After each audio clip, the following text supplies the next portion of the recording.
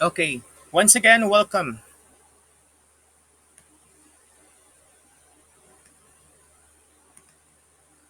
Okay, once again, welcome to our SSLG debate with the topic legalization of same sex marriage in the Philippines. Ladies and gentlemen, with a resounding round of applause, let us welcome the affirmative side, AJ.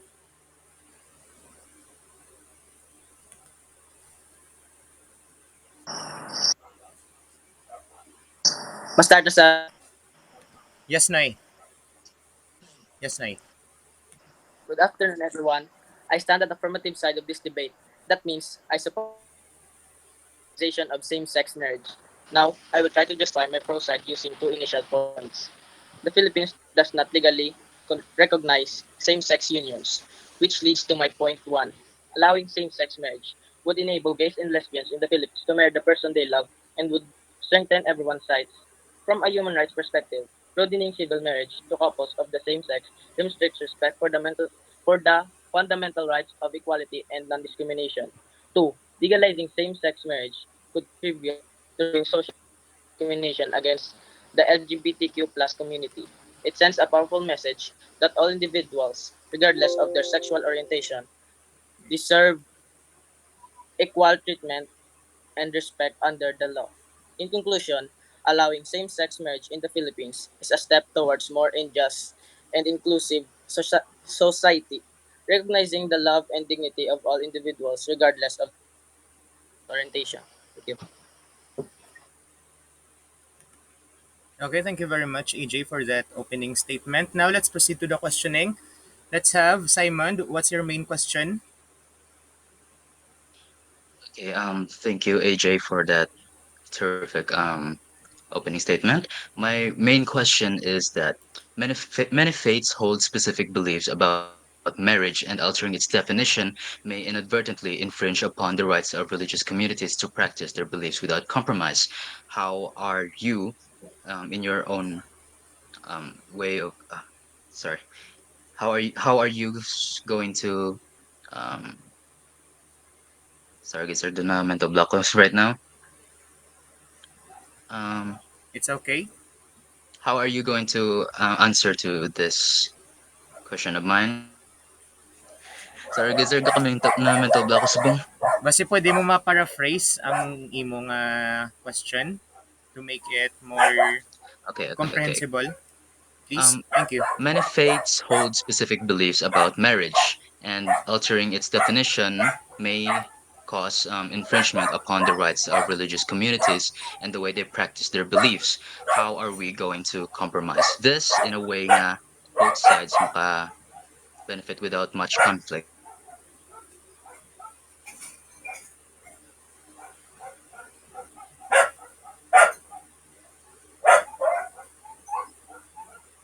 AJ, your answer?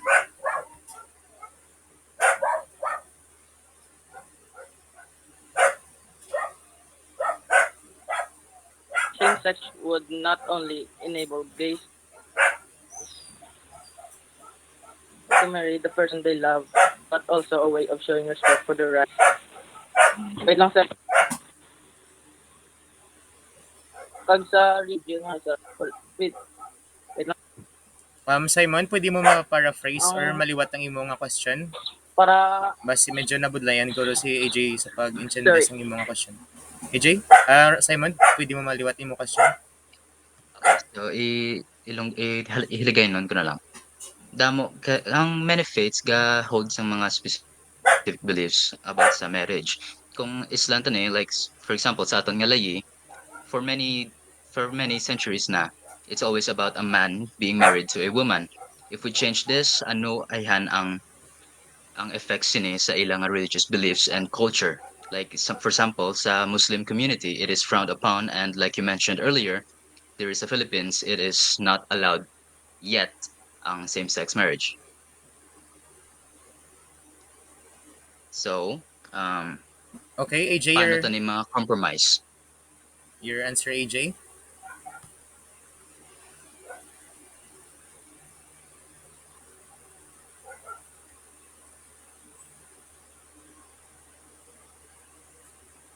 for the past year hambal mga ang permi gid yang ginakasal mga babae kag lalaki. Pero subong gaan taman right ang mga gays kag lesbians nga pakasalan ang person nga palangga nila bala para ma-show taman ang respect sa ilang sexuality. Sige, sir. Okay, and your follow-up question, Simon? All right. So, thank you for your answer. It is crucial to find a balance between expanding civil rights and safeguarding the liberties of religious institutions. How are we going to find that balance? Please repeat your question, Simon. Wait lang, pwede pa liwanag ako? All right.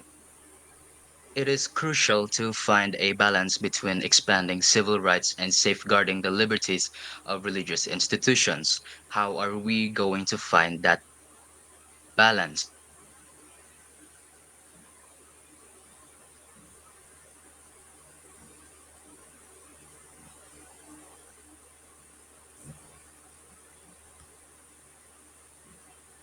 Hindi ko kagets. Pwede maliwat. Sorry.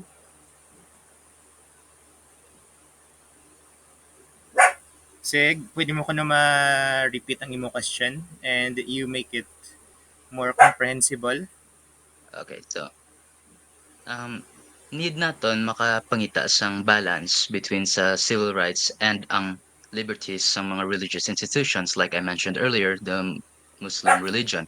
So paano ta na makakita sang balance nga both sides ang maka-agree on? Anong duwagan ika side? Pwede mo liwaton para mas maintindihan ni AJ. Anong first nga side? Ang first nga side is like ang LGBT community wanting to have to legalize the same-sex marriage law. And the But other sa side? other side naman, ang religious institutions nga go against sa same-sex marriage because sa ilang religion it is frowned upon and even against. So how can we find balance to legalize this law na both sides are happy and can agree on?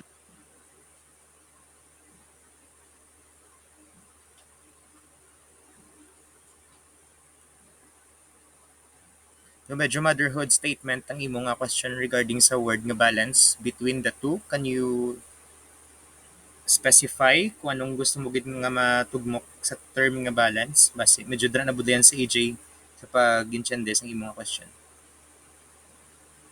Like he mentioned earlier, sir, ang pros some same-sex marriage to legalize it is that gays and lesbians can finally be together with their significant other. In in which sa atin diri sa Philippines it is frowned upon, diba? So it is not yet allowed. But um, how can we find that balance nga ang side sang LGBT community nga agree sa same-sex marriage and sa side sang mga religious institutions nga go against dira because go against sa ilang nga belief, how can we find balance between those two para maka-agree sila nga duwa? Balance or Basically a compromise? catalyst para duwa sila magkuhan.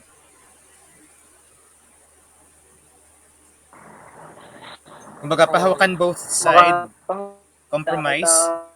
Amo na imo balance. gusto nga pamangkuton kay AJ? Yes, sir. Good. Okay. AJ?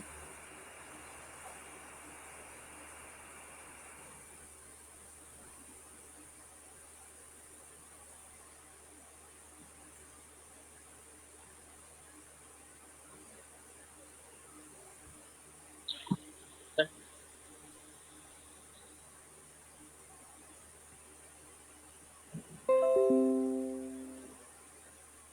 Meron ka na answer sa follow-up question ni Manong mo Simon, AJ? Manaan to, sir. So, pasagtan nila ang mga LGBTQ member nga ma maka-marry sa mga same gender nila, sir. Okay. Meron ka pa subpon maliban sa akin state mo bago lang.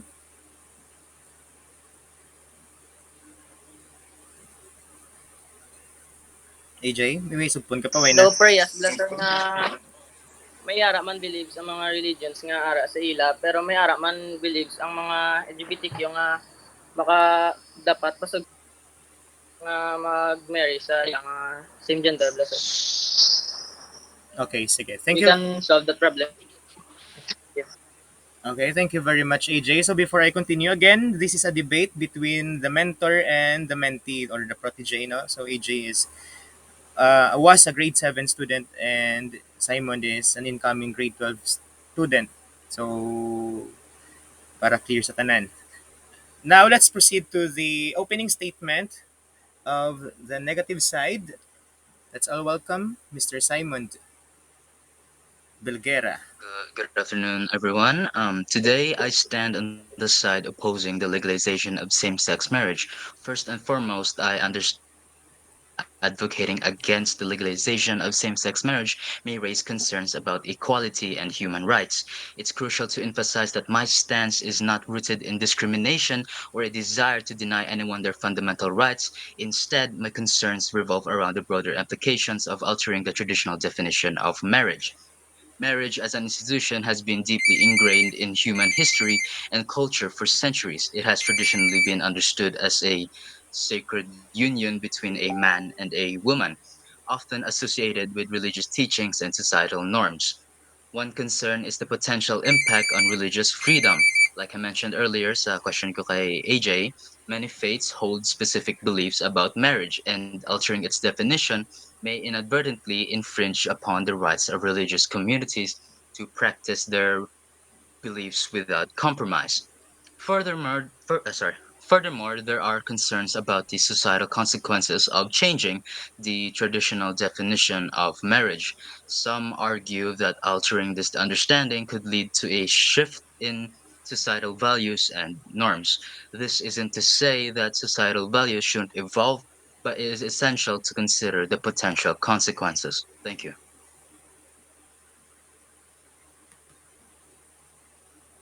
Thank you very much, Simon. AJ, nakapamati ka sa opening statement ni Manong mo, Simon. I think you were disconnected. Pero nabatian mong iyang opening statement, AJ?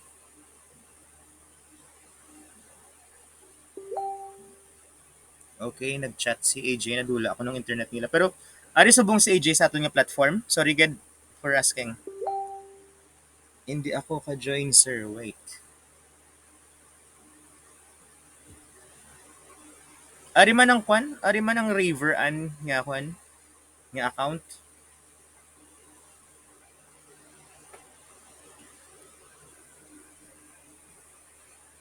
Ari ang Raver an nga account.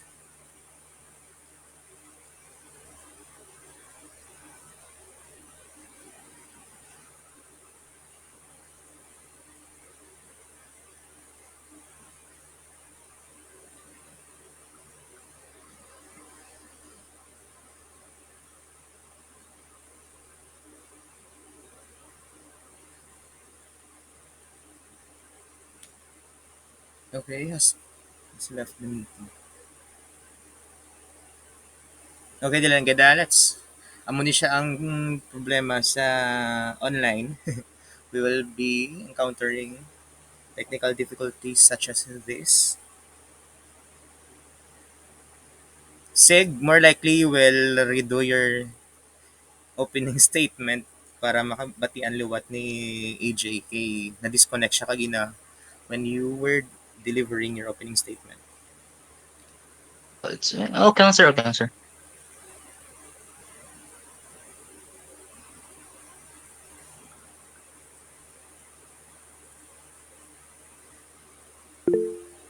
I think send internet.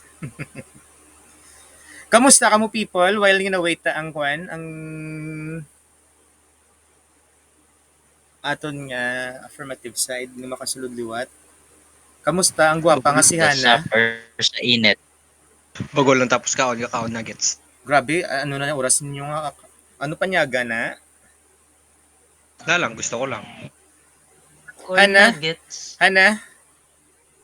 Wala ka sabat si Hana. Oh. Hana? Hana? Bago lang puli, sir. Abag, walang puli. Sorry, gid. Sorry. Wala nag-appear mga pangalan. John. John David. Ako, sir. Okay. Sorry. Jan, sorry, gid. Wala dan nag-appear gawang pangalan sa akong di nga kwan. It's okay, sir. Pila ka mo nag-duty subong sa school? Kami day Martin, sir. I guess 5 or 6. Damo maka mo nabuligan subong hapon sa information desk sa SSLG sa Yes, school. sir. Damo, damo. Yes, sir. What time ka mo nagaling sa school kagina? Around 3:30, gid kami exactly naghimos, sir. Pero ang 3:30 nga naway nagawa tawo sa school.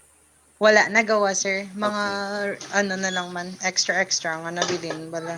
Ano nga kwan? Anong grade level ang bakal subong hapon sa enrollment? Mostly enrollees, sir. Ang transferees, I mean, sir. Ati sa guidance sila gin kwan gin dulong. Galing kayo wala man, sir. Ano, good, sir, sang though transaction. Bali, di nyo sila gin kwan, di nyo sila gin Gintudlo lang naman ng guidance, sir. okay. Good. Dali lang gida. Di na to si AJ. Thank you very much sa inyong nga help, no? I've been receiving positive feedback because ang inyong pag-volunteer sa aton nga school. And ma-meeting lang kita more likely while naga-kinap drive. Hello, hello. Hi. Wait lang gid. Okay na si AJ? Okay na ang imong nga Yung connection? intern. Ah, Okay, sige. nang pwede maliwat ang imong statement. Okay, sige. Certainly lang. Okay. While Thank you. naga-prepare si Simon sa iya nga kwan, nakalisin siya na kamo para sa Saturday sa cleanup drive naton sa Villa, sa coastal Yes, cleanup. sir. Amat-amat, nakamulisin siya nga daan kay para hindi na kamo mabudlayan pagka Saturday. Alright, ready now, sir. Okay, sige. Once again, ladies and gentlemen, let's welcome our negative side for his opening statement. So, good afternoon, everyone. Today, I stand on the side opposing the legalization of same-sex marriage. First and foremost, I understand that advocating against the legalization of same-sex marriage may raise concerns about equality and human rights. It is crucial to emphasize that my stance is not rooted in discrimination or a desire to deny anyone their fundamental rights. Instead, my concerns revolve around the broader implications of altering the traditional definition of marriage. Marriage as an institution has been deeply ingrained in human history and culture for centuries. It has traditionally been understood as a sacred union between a man and a woman, often associated with religious teachings and societal norms. One concern is the potential impact on religious freedom. Many faiths hold specific beliefs about marriage, and altering its definition may inadvertently infringe upon the rights of religious communities to practice their beliefs without compromise. Furthermore, there are concerns about the societal consequences of changing the traditional definition of marriage. Some argue that altering this understanding could lead to a shift in societal values and norms. This isn't to say that societal values shouldn't evolve, but it's essential to consider the potential consequences. Additionally, we must acknowledge that social change takes time, and not everyone may be comfortable with rapid changes to deeply held beliefs. Running into such a significant alteration could inadvertently create divisions within society, as some struggle to reconcile their personal beliefs with rapidly changing landscape. Thank you, everyone. Thank you very much, Mr. Simon Yo, Bugera. Okay, now let's proceed to the questioning of the affirmative side. Are you ready with your main question, AJ? yes, sir. Wait. Okay. Wait lang, sir. Sige. Uh, what are your reasons for what are your reasons for opposing the legalization of same-sex marriage in the Philippines?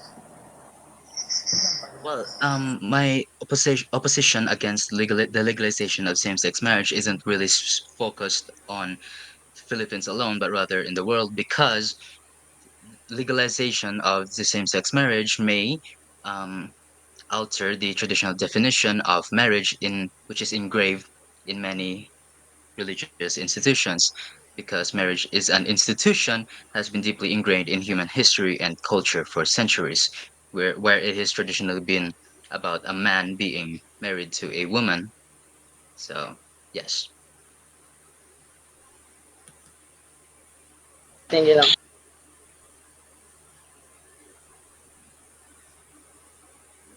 Okay, AJ, with your follow-up question. Huh. Why marriage should focus to be on culturally accurate? Being married is a form of a final appreciation of love. So why? All right, thank you for that question. Like I have said many times before, marriage as an institution has been deeply ingrained in human history and culture for centuries. Altering this institution or rushing into such a significant alteration could inadvertently create divisions within society. I am not saying that same-sex marriage should be, um, how can I say this, not allowed. I am saying is that we should take our time to consider the potential consequences if we take, or if we rather rush into things.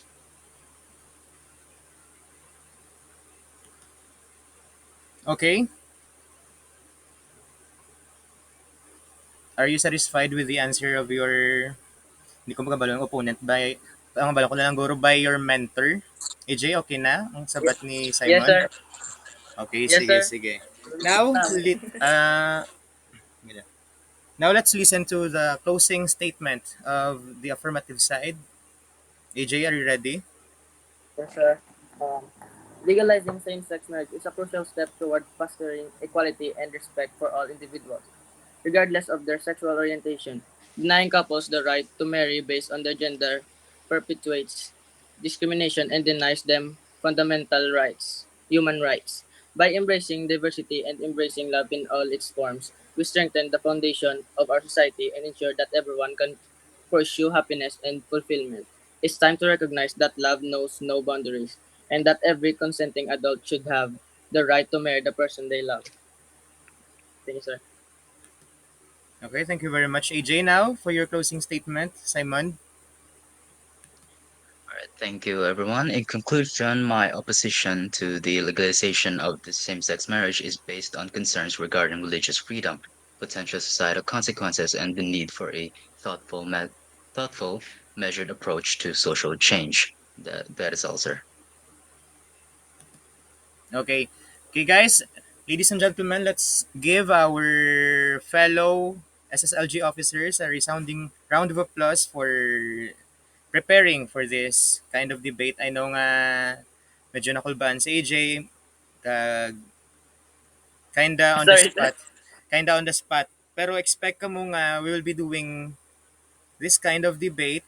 Hindi man gid not necessarily to make you debaters get, pero somehow para maka-enhance man sa inyo nga skill, inyong nga public speaking skill, ang inyong the way ka mo mag-perceive sang things, okay?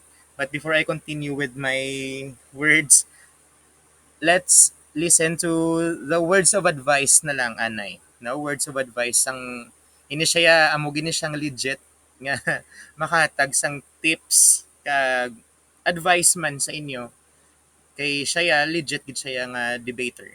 Okay? Manong Jairel, mayara ka matag ng mga tips or advice with what has concluded this afternoon. Yes, sir. Good afternoon. Sorry, sir, sakay ko sa motor, pero matarong advisor.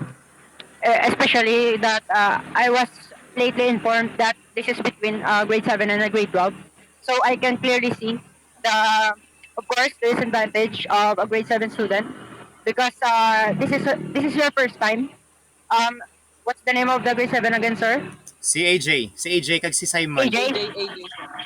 Yes. AJ, this is your first time engaging in a debate. AJ, first time AJ? ha? First time mo, AJ? Yeah. Yes, sir. Yes, sir. Okay, so you are clearly showing potential, especially that the school needs really good debaters because the foundation of the debaters since my batch is pretty effective, especially to our dear advisor, no, Mr. Jetro. So as words of advice lang, AJ, you can elaborate much on the debate and always take your time, no? Use the internet. Of course, this is not Asian parliamentary, so use the internet in your advantage. You can use other benefits such as the overpopulation, scarcity of resources, also the marriage not being effective because there are abuses of the wife to the husband or the husband to the wife or vice versa, whatever that may be. And also, AJ, you can use those practicability and beneficiaries such as those teens that are not engaging in sex and of course the premarital sex which leads to teenage pregnancy that can be connected to same-sex marriage also. That would be at your great advantage. So as words of advice, you can think of other ways to of course get points, not only relying and being contented with what you can say, but you need to find loopholes in your senior statement. It does not mean that you are a grade 7 that you can fight higher years. It really relies on your idea to analyze and extract information, especially that this is not on the spot debate, but of course it's a great performance. Good job. As for the other one, how to pronounce your name? Sigmund? Simon Moon. Simon, of course, I can sense that there is really good communication skills on Simon, as well as he provided, of course, strong points from the beginning to the end. But of course, you can always counter the opponent's statement during the questions, especially that he has given you the opportunity to counterattack, especially if he asks you about obvious questions that you would say. You can use the fallacies and other stuffs, but overall, it's clearly a great performance for the both of you. Good job. Thank you, sir. Iba, gajang Jairel, Badillas, maghatag isang advice, no? Palakpakin niyo ba guys, no? Why, na to, sir? Man, why pa nakabalo sang like topic for this debate. Kag muna idugang ko na lang guro sa ginambal ni Manong Jairel. I was expecting for someone to use civil union, no? Wala may naka-mention sang civil union kung gusto gid sang duwa ka LGBT couple amo na to be legally accepted by our government, we can use the civil union kung hindi nila gusto ang marriage. That could be the best form of compromise, no? Mula na ang duga na expect ko kagina nga ihambalon sang isa sa mga debaters naton. Pero again, it is not a battle, it is an enhancement activity for the both of you, especially AJ could be it could be a good start sa imong natawag man ni nga leadership journey sa aton nga institution. And of course, with Simon, amo man, we are so appreciative sa ginapakita mo man sa aton nga institution. So, sa luwat, palakpakan naton si Manong ni Jairil Badilles. I-on nyo ba inyong audio, no? Mambabi mo, thank you very much. Or palakpak na nakaon ng inyong audio. Paano naman? O, di ba may pating? Okay, so Thank you. Jairil lang imong token kung makalabay ka lang sa eskwelahan na. Thank you very much, Okay, sir. Jairil. Madam, Thank okay you, sir. salamat. Oo. Thank you very Sir. much. So, we will let you go na kay naga biyahe kagali. We will Sige, proceed. sir. Thank you, sir. Okay, thank you very much, Jairel. No? Sir. Nabati. Makabalik ako sa sunod, sir. Yes, Kung good. may debate, magid. Yes, Sir. yes. May mga upcoming pa Chatting ni. ako, sir. Yes, may mga upcoming pa ni Okay, Sige, sir. amo ni siyang start sang ilang nga debate kay target na mo ni maubos lahat ng debate nga one versus one. So Okay, sir. we will push through nga maka online or maka in person nga debate. We will Sir. inform you. Kag thank you very much. Kag liwat ang imong nga token maka-visit ka or Sir. makakita kita very soon. Thank you very much. Sige, sir. Thank you, sir. Sige, sir. Thank you, guys. Bye-bye. Bye-bye. Thank you. Thank you, good. So nabatian niyo si Manong Jairel, no? Okay. Grabe gid ang kulba niyong haduha.